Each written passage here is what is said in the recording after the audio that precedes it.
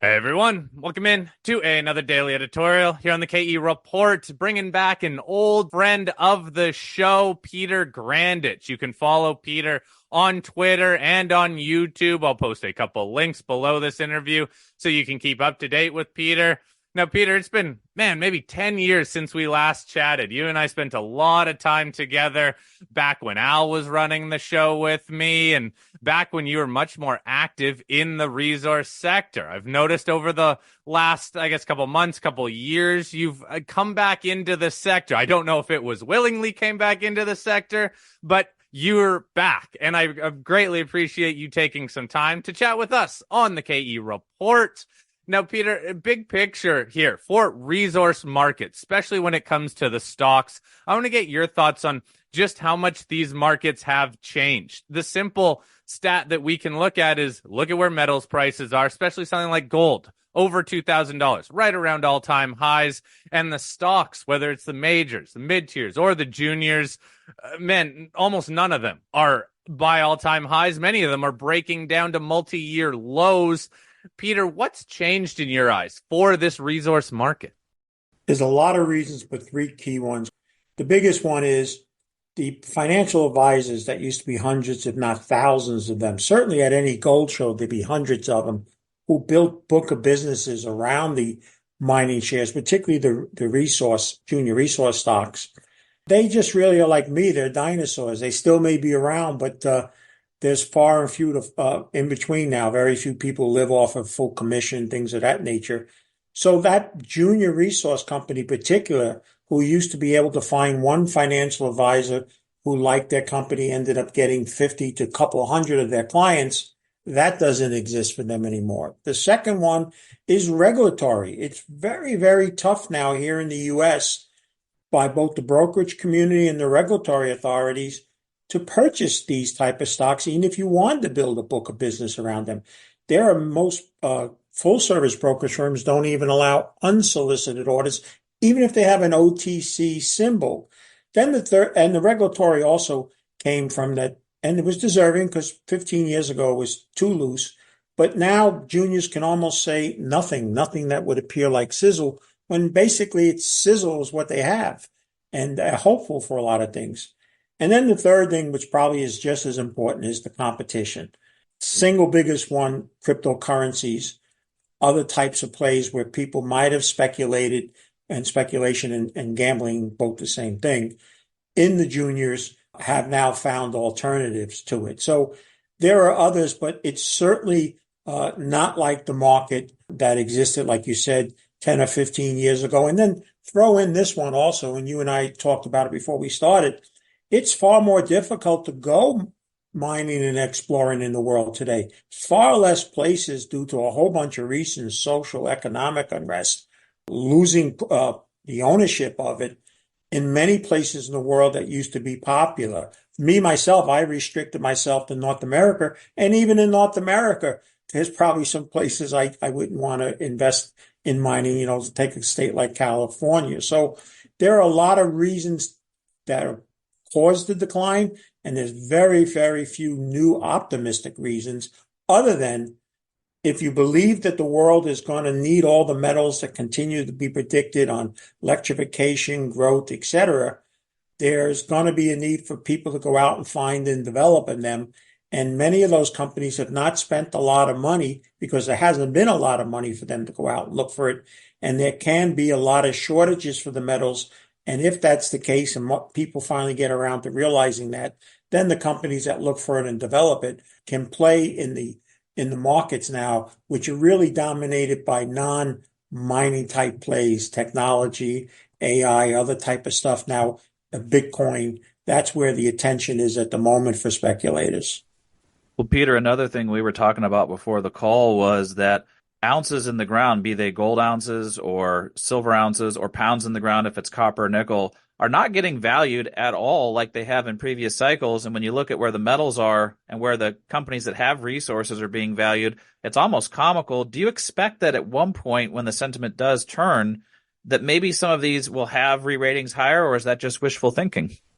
Well, when you say almost comical, I thought of my portfolio, how much it's down. And it used to be funny, but it isn't funny anymore. It's hard to imagine. And I've been at this 40 years. I hadn't been active for several years in the juniors, but it's hard to imagine that this discrepancy of such a low cost that you could acquire metals in the ground now for a variety of companies and proven resources, not cow pastures, but legitimate projects for so little money that if there is to be a rebound and come back, it's certainly going to mean that there's going to be a lot of mergers and acquisition. Why should a major start on a grassroots project and spend who knows what may average up to $60 or $80 an ounce to develop a deposit when there's deposits out there that are proven anywhere from $5 to $15 to $20 an ounce now.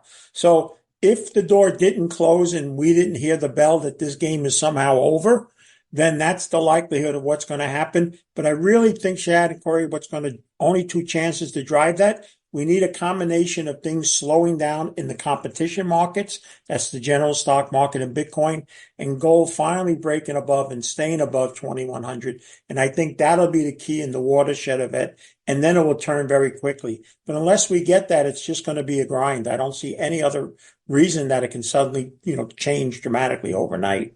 Peter, to this point about ounces in the ground being valued at much lower prices, especially than what we saw during bull runs, one thing that I would argue too is that we have way more ounces in the ground. We used to hear about 1 million ounces being a significant discovery. Now we have companies with 4, 5, 6, 7 million ounces in the ground. It's a much larger world out there in terms of ounces in the ground, but those ounces aren't getting developed. So how do you balance out the fact that, look, there's been a lot of exploration, there's been a lot of discoveries, but not a whole lot of growth in M&A or any sort of development? Yeah, that's only really going to come, Corey, two ways. Like I said, we need the excitement to return by the metal prices themselves and sustain, not flashes in the pan. Look, lithium was great if you were in it, but within a few months, if you blinked your eye, much of the gain had evaporated. We need something sustaining, and I honestly think that only comes with a gold price that goes to new highs, stays above there, doesn't run up to 2,500, but just works its way higher. And I think that and the combination of this can only be a major bubble again in the stock market and the Bitcoins of the world. When they at least lose some air, if not pop, those combinations will help these type of companies get some reasonable values again. But it's not going to happen until that happens. Well, Peter, I know you follow a range of commodities and you have for a long time. And when you brought up lithium there, it made me think that we also saw a nice run for a short amount of time in the oil and gas sector. We've seen a pretty nice recent run in the uranium sector. So there are other sectors in the commodities that do pop before they drop. But with the precious metals, do you see them more in the camp of the monetary metals where it really needs to be a financial situation, something with the central bank, something with fiscal and monetary policy that moves them, compared to most other commodities where they're more supply-demand pictures? Well, I always get myself in trouble, so why not do it one more time? But over the years, especially at the metal shows, I always fancied gold over silver. I always felt that it had a much better argument monetary, especially now. There's no question that central banks who have been accumulating the most aggressively in the 40 years I've been in this business, they're not doing it for a trade or a speculation. They're doing it because they believe we're moving somewheres in a different direction monetarily in the world. Part of that is because of what's happening with BRICS and all. And so I still think gold has to dominate over silver. It doesn't mean that once they get going, silver can have its day in the sun. But you're right. And like I said, is only one or two things are at the point. Somehow they rang a bell and we didn't hear it and the door has been shut forever.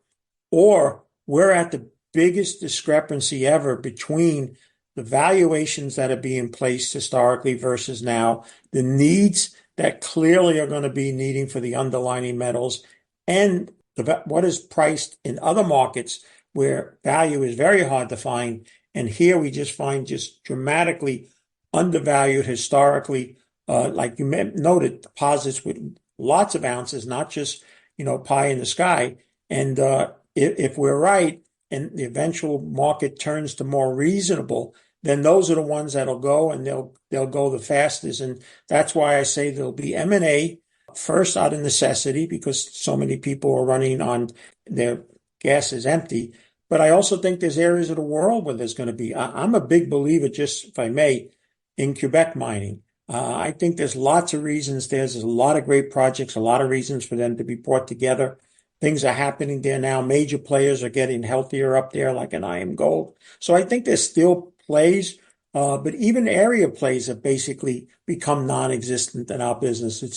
It's a phenomena that I would have told you any other time if you did this interview back in our old days and said, "Hey, Pete, I saw in the future 10 or 15 years from now, and you described what happened." Honestly, I would have told you, Corey, somebody needs to take you to the hospital because you've gone insane.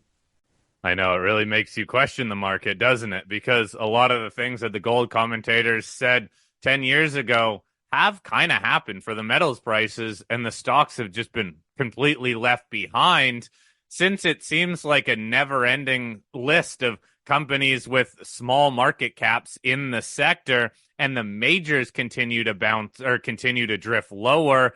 Is it going to be like it has been in the past where major companies start to move first in your eyes? Yeah, because when money returns, it'll return institutional first. The public will always follow in second. But I will tell you that one thing that we learned that used to be said all the time at the shows for many years, and I was one of them, we used to say this and meant it. Hey, owning mining shares is like owning gold. Well, that and saying the word transitory, I don't think should ever be said again because both have been proven wrong. But I do agree with you. I think the majors will move first because institutional money usually will see this move and understand it before the public. The public right now, by the way, I think this is another important factor, which you think is kind of strange because we deal in the most speculative end of the business, the juniors. Public has become very short-minded. Long term to them is a matter sometimes as long as a few hours to a few days.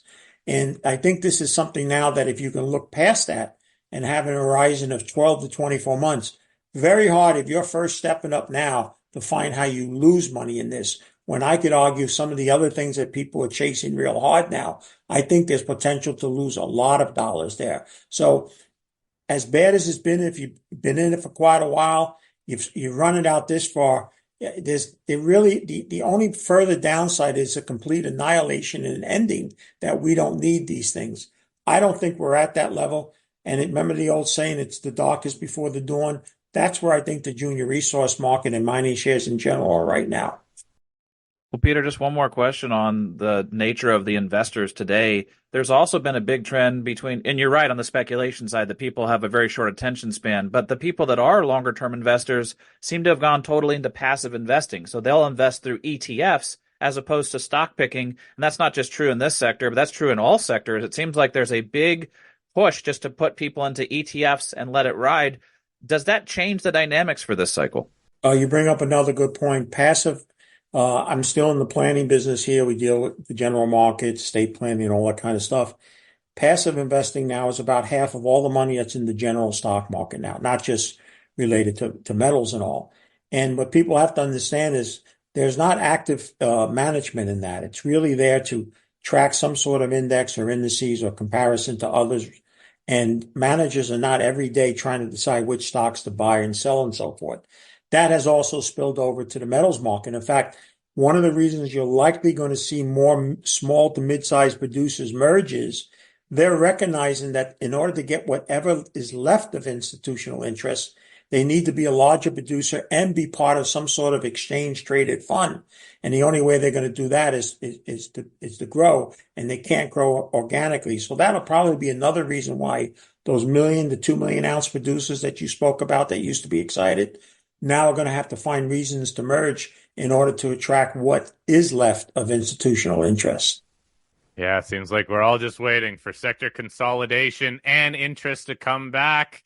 I know that the companies are hoping interest comes back before that huge sector consolidation, but both are needed probably around the same time. We'll see if this is the year that it happens, but just so far in the first couple months of this year, we have continued to see the disconnect between metals prices and the underlying share prices of the equities. And we know from talking to the companies continue to struggle out there. It's a tough market to market in and to get attention for the work that they are doing. Peter, it's great having you back on the show. Thank you so much for joining us again. I'll be sure to get you back on a more regular basis, and hopefully we can talk more about the market turning rather than the continued disconnect that we have seen. Peter Grandich, great having you back on the show, buddy.